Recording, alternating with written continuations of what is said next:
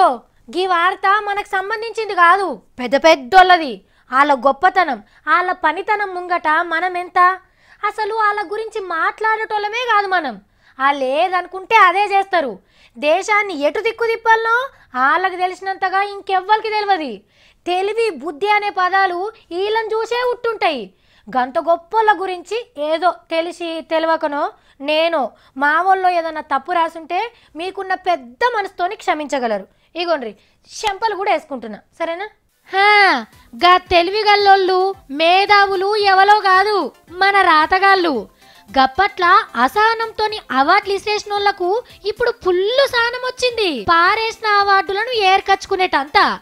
Modi sir ఏలుబడి మంచిగా లేదు, దేశంలో పరిస్థితులు ముద్దుగా లేవని పెన్నుల ఇంకొడిచేదాకా రాసినోళ్లకు ఇవాళ మొత్తం సూపర్ అనిపిస్తుందట. అవార్డులు వాపస్ ఇచ్చే వరకు మా ఇంట్లో సెల్ఫులన్నీ చిన్నపోయినాయని 40 మంది మళ్ళా తెచ్చుకుని పోతుండ్రట సాహిత్య అకాడమీ ఆఫీస్కి.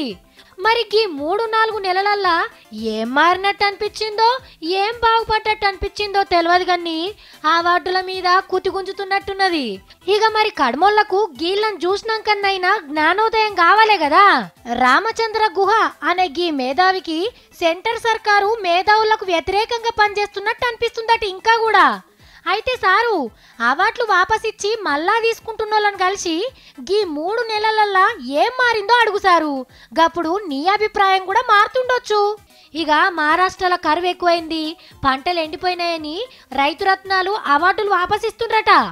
ఆనకాలంలో 4 శినుకులు పడంగానే కండ్ల ఆకుపచ్చగాయి మళ్ళా మా అవార్డులు మాకు ఇయ్యాలే అని గుంజుకుంటారు కావచ్చు.